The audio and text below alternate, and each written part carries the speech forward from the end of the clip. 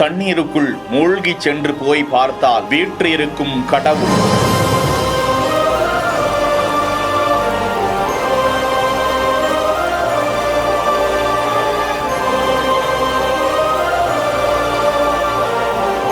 குகை கோவிலுக்குள் அமர்ந்திருக்கும் Parasakthi.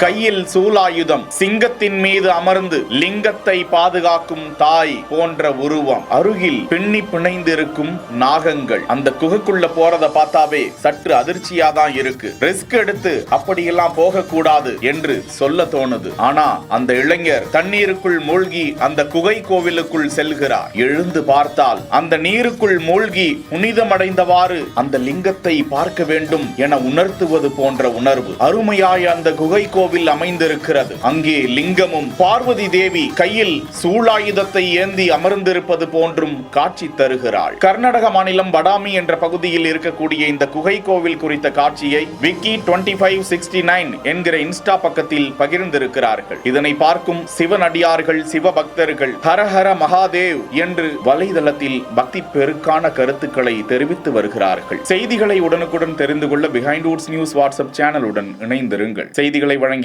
GT Holidays, Medway Hospital, சாலையா, காட்டன் தோத்தி ஷர்ட்.